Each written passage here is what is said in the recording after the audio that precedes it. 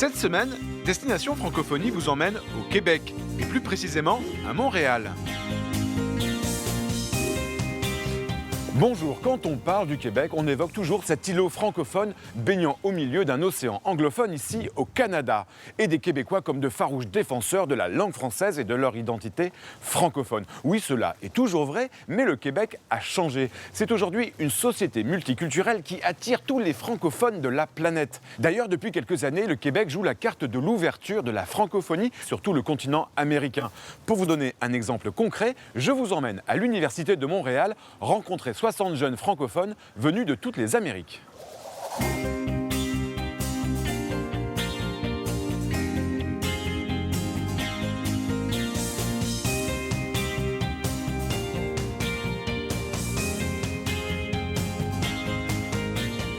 C'est ici, au cœur du campus de l'Université de Montréal, que sont réunis des jeunes venus d'Haïti, de Colombie, du Mexique, des États-Unis, du Canada anglophone et bien évidemment du Québec pour se préparer et se former à devenir les futurs ambassadeurs de la francophonie des Amériques. Comment? Eh bien, regardez. Aujourd'hui, on explore la thématique du leadership. Ils sont 60 et ils ont entre 18 et 35 ans. Ils viennent des quatre coins des Amériques, du nord comme du sud, et ils ont été sélectionnés parmi des centaines de jeunes francophones. Tous sont engagés dans des actions citoyennes, chacun dans leur pays. Le Centre de la francophonie des Amériques, basé au Québec, a eu l'idée de les inviter l'été pendant une semaine à l'Université de Montréal. Le but de ce forum, qui en est à sa 5e édition, est simple. Faire de ces jeunes des ambassadeurs de la francophonie en développant leur capacité d'engagement et en renforçant leur identité de francophone. Comment ça se passe? Au menu de la semaine, des formations intensives avec des professionnels de montage de projets, des conférences avec des personnalités du monde francophone et des moments de convivialité où ils peuvent se découvrir et concevoir des projets ensemble. Cette semaine se termine par une cérémonie tout en émotion où ils confirment leur engagement de jeunes ambassadeurs de la francophonie.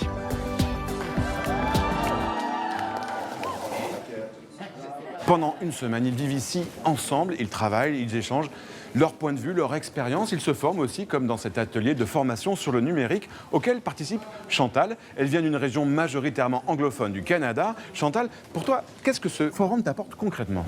Alors pour moi, comme jeune du Manitoba, ça me permet de rencontrer d'autres francophones du Canada, des États-Unis, d'ailleurs dans les Amériques. Ça m'a vraiment ouvert les yeux à d'autres communautés, d'autres réalités surtout. Nous, on est dans notre petit coin, on connaît notre histoire, on connaît nos défis, mais rencontrer d'autres, parler avec d'autres participants d'ailleurs, ça me donne vraiment des nouvelles idées, un élan, une inspiration. J'ai hâte de rentrer chez moi, vraiment tout mettre ça derrière mon travail puis derrière mon bénévolat. Le Québec, le Montréal, c'est intéressant parce que c'est le verso de la francophonie des Amériques. Je suis étonné par le Québec parce qu'ils luttent pour parler en français. Ils ne veulent pas faire disparaître la langue. Et je trouve que c'est génial parce que les gens qui sont motivés pour quelque chose et qui attirent les personnes qui ne sont pas des francophones d'origine, mais attirent les autres gens, surtout de l'Amérique latine, qui ne parlent pas français. Allez, investissez-vous dans la francophonie et aidez-nous avec le plus gros projet que c'est de faire vivre les Français dans les Amériques.